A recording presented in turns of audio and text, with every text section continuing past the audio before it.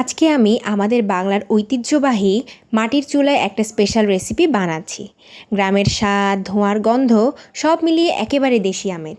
চলুন সকাল শুরু হলো পড়ালেখার মাধ্যমে। 12টা বাজতে না বাজতেই রান্নাঘরে গিয়ে দেখি এ কি কাণ্ড! মাটির চুলায় রান্না, দারুণ ব্যাপার তো।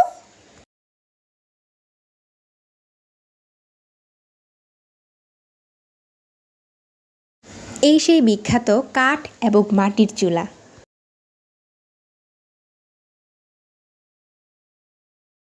গ্রামীণ ঐতিহ্য।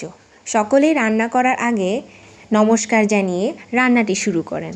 আমাদের মা ঠাকুমারা এভাবেই রান্নার প্রক্রিয়া শুরু করেন। আমার বোন সুন্দর করে শাকটা সুন্দর করে পানি দিয়ে ধুয়ে নিচ্ছেন। এরপর একটা কালো কচকচে প্যানে তেল এবং সুন্দর করে রসুনটা দিয়ে ভালো করে নাড়াচাড়া করে যতক্ষণ না বাদামি রং আসে ততক্ষণ পর্যন্ত নাড়াতে থাকে।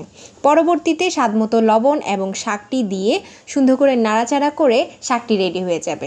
দেখতেই পাচ্ছেন রংটা কত সুন্দর হয়ে এসছে না?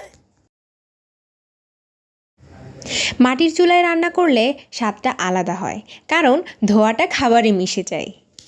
রান্না হয়ে গেছে, মাটির চুলার স্বাদই আলাদা। আপনারা চাইলে বাসায় ট্রাই করতে পারেন। ভিডিওটি ভালো লেগে থাকলে অবশ্যই লাইক দিন, কমেন্ট করুন, শেয়ার করুন, subscribe my channel. Bye bye.